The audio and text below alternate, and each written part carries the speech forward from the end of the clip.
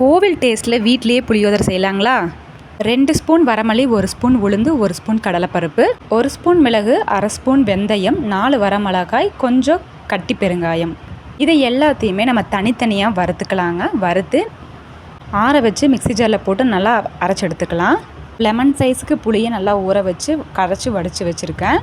ஒரு கடாயில் 4 ஸ்பூன் நல்லெண்ணெய், எண்ணெய் காஞ்சதும் கடுகு, கடலைப்பருப்பு, உளுந்து போட்டு பொரிய விட்டுக்கோங்க.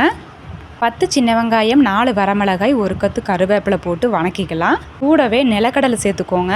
நீங்கள் விருப்பப்பட்டிங்கன்னா கூடவே முந்திரி பருப்பு சேர்த்துக்கலாம். சேர்த்துட்டு வணக்கி விட்டுட்டு நம்ம ரெடி பண்ணி வச்சுருக்கிற புளி கரைசலை சேர்த்துட்டு தேவையான உப்பு, மஞ்சத்தூள் போட்டு நல்லா கொதிக்க விடுங்க.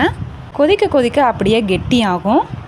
பாருங்கள், இந்த மாதிரி நல்லா அல்வா பதத்துக்கு வந்ததுக்கப்புறம் ஸ்டவ் ஆஃப் பண்ணி இறக்கிக்கலாம்.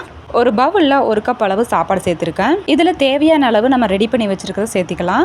சேர்த்துட்டு நம்ம ஆல்ரெடி அரைச்சி வச்சுருக்கோங்க இல்லைங்களா, அந்த பொடி அதை 1 ஸ்பூன் சேர்த்துக்கலாம். சேர்த்துட்டு நல்லா கிளறி விட்டுக்கோங்க. இப்போ சூப்பரான கோவில் டேஸ்ட்டில் புளியோதரை ரெடிங்க. உண்மையாலுமே ரொம்ப டேஸ்ட்டாக இருக்கும். கண்டிப்பாக ட்ரை பண்ணி பார்த்துட்டு எப்படி இருக்குன்னு கமெண்ட் பண்ணுங்கள்.